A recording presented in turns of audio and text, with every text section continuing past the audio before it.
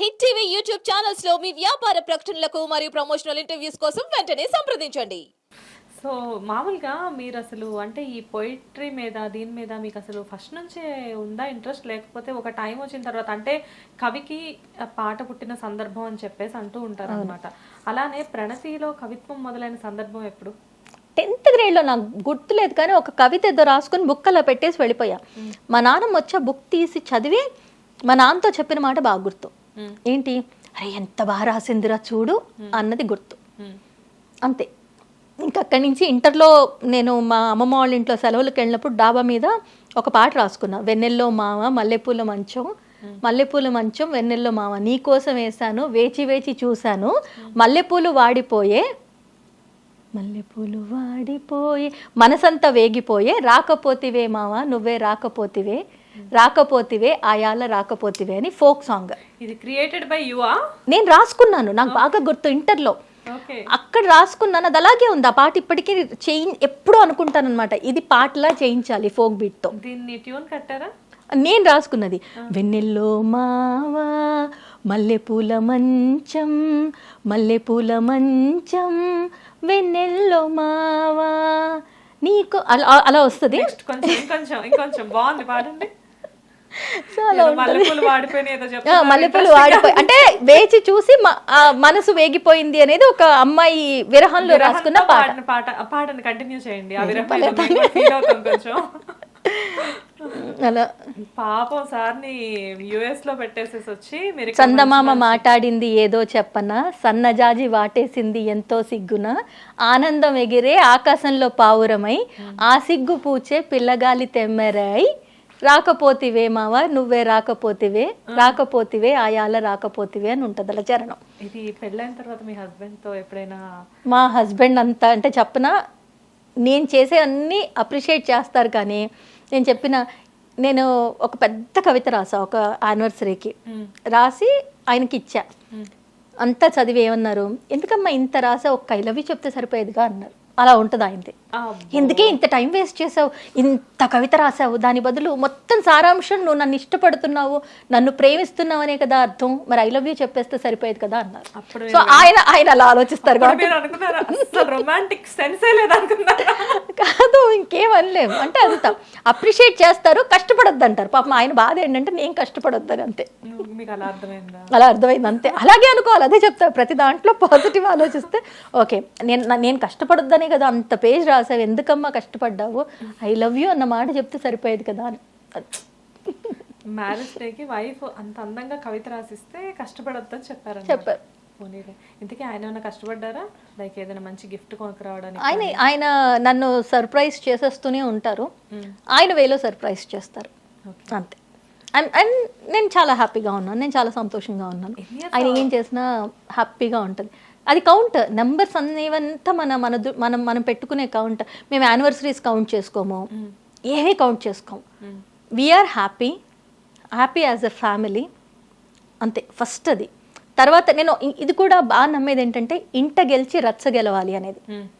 బయట నలుగురిని ఇంప్రెస్ చేయడానికి మనం ఏమైనా చెయ్యొచ్చు. ఇప్పుడు మేకప్ వేసుకుంటాం, అలాగే మేకప్ పూసుకోవచ్చు, నటించవచ్చు, రీల్స్ నటించవచ్చు, ఏడవచ్చు, నవ్వచ్చు, అంతా చేయొచ్చు.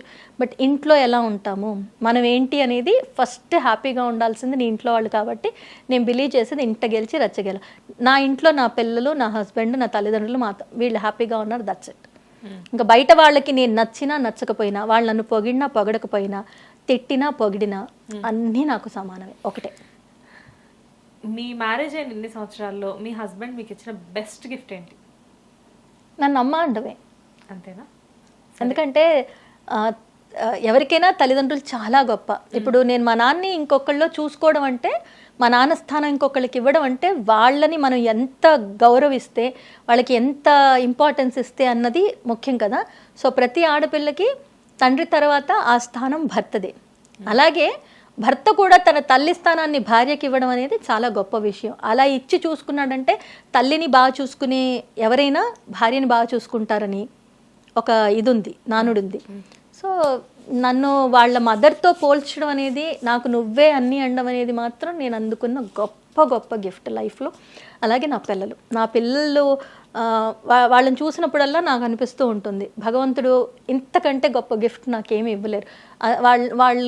వాళ్ళు ఏం చేసినా వాళ్ళని చూసి నలుగురు పొగుడుతున్నప్పుడు అంటారు కదా పుత్రోత్సాహము తండ్రికి, నేను వాళ్ళని పెంచిన విధానం కానీ వాళ్ళని చూసి నలుగురు పొగుడుతున్నప్పుడు నేను పొందే ఆనందం అది మాటల్లో చెప్పలేదు. అదే గొప్ప గిఫ్ట్ నాకు. సో బెస్ట్ గిఫ్ట్ గురించి చెప్పారు, ఫస్ట్ గిఫ్ట్ ఏంటి? మేకప్ కిట్ తీసుకొచ్చారు. అప్పుడు నేను అంటే ఫ్రీలాన్సింగ్, యాంకరింగ్ ఇవన్నీ చేస్తూ ఉండినాను.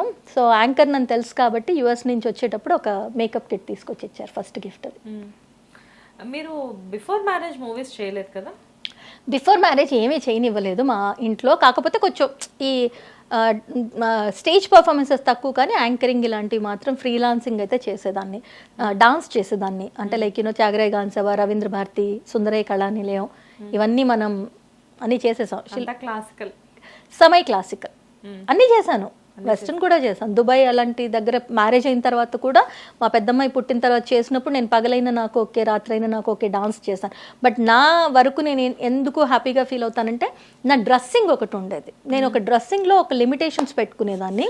సో నేను ఆకలేస్తే అన్నం పెడతా చేసినా, పగలైనా నాకు ఓకే డాన్స్ పర్ఫామ్ చేసినా కూడా నా డ్రెస్ ఎవరికి ఇబ్బంది కలగకుండా నేను చేసిన డాన్స్ని ఎంజాయ్ చేసేటట్టు చేసేదాన్ని. ఫస్ట్ రోలో మా అత్త మామగారు కూర్చొని అబ్బా భలే చేసింది అని తలెత్తుకొని నన్ను ఏ పాటైనా చూసేలా నేను చేశాను. నా దగ్గర ఉన్నాయి ఆ వీడియోస్. ఐటమ్ సాంగ్ చేశారని చెప్తున్నారు. నేను అందంగా చేశాను అంటే మా వాళ్ళు కూర్చొని ఒకటి అనుకునేవాళ్ళు, మనకి ఇబ్బంది కలిగించేటట్టు చెయ్యదు అనేది వాళ్ళకి ఉన్నప్పుడు ఆ ధైర్యం ఇంకంతకంటే ఏం కావాలి. అండ్ ఇప్పుడు అంటే జనరల్గా ఏంటంటే నాన్నతో బాండింగ్ ఎక్కువ అని చెప్పారు. అండ్ అమ్మ అంటే అసలు చెప్పక్కర్లేదు, అమ్మని ప్రేమించిన వాళ్ళు ఎవరుంటారు సృష్టిలో. కానీ కాకపోతే ఏంటంటే మీ బ్రదర్స్ గురించి మాట్లాడదాం. మీ బ్రదర్స్ సపోర్ట్ ఎలా ఉంటుంది అసలు మీకు? వాళ్ళకి మీడియాలో ఉండడం ఇద్దరికి ఇప్పటికీ ఇష్టం లేదు. కానీ ఇప్పటికి ఎట్లా వచ్చేసారంటే ఇంకా ఓకే పిల్లలు పెద్దగా అయిపోయారు, తనకు నచ్చింది చేసుకుంటుంది అంతే, సరదాగా ఆట పట్టిస్తారు. కొంచెం అన్నయ్యతో ఎక్కువ అంటే లైక్ క్లోజ్ అని చెప్పలేను, కానీ బాగా క్లోజ్గా ఉంటాం. కానీ తమ్ముడితో ఉన్నంత కాదు. తమ్ముడిని అది కాదురా ఇది కాదురా అని మాట్లాడుకొని వాడితో జోక్స్ వేసి అంతా ఇది తమ్ముడితో ఉంటుంది. అన్నయ్యతో చేస్తాను కానీ కొంచెం అన్నయ్య అన్న ఇది భయం ఉంటుంది, కొంచెం ఒక ఫీల్ ఉంటుంది ఆ ఫీల్. బట్ ఇద్దరూ చాలా బాగుంటారు, ఇద్దరు బాగా చూసుకుంటారు. నాకు ఇంకా ఇప్పుడు వాళ్ళని చూసుకుంటే ఇప్పుడు నాన్న లేరు కాబట్టి నేను ఒకటే అనుకుంటా, ఇంకా నాకు వాళ్ళు నాన్న స్థానంలో ఉన్న వాళ్ళిద్దరు కూడా అని. మా వారిని ఎలా అనుకుంటానో మా నాన్న తర్వాత అంతా నువ్వే అని. ఇంకా వాళ్ళకు కూడా ఒక రకంగా నా విషయంలో కొంచెం బాధ్యత పెరిగిందని అనుకుంటాను. ఎందుకంటే నానున్నంత వరకు ఎప్పుడు వాళ్ళకి నేను అనేదాన్ని కాదు, కానీ ఇప్పుడు వాళ్ళకి నా పట్ల కొంచెం బాధ్యత పెరిగిందనే చెప్తాను. నన్ను ఇంకా బాగా చూసుకోవాలి, మా నాన్నలా చూసుకోవాలి వాళ్ళిద్దరు, వాళ్ళకి అది బాధ్యత పెరిగింది. ఎక్కడ ఉంటారు వాళ్ళిద్దరు? కలిసే ఉంటారు, వనస్థలిపురంలో ఉంటాము. అన్నయ్య తమ్ముడు, అదృష్టం, బాగా కలిసి ఉంటారు, బాగుంటాము. అది తమ్ముడు కూడా మ్యారీడా? తమ్ముడికి 2 పిల్లలు, అన్నయ్యకి 2 పిల్లలు. అన్నయ్యకి ట్విన్స్ అమ్మాయిలు, తమ్ముడికి ఒక బాబు ఒక పాప.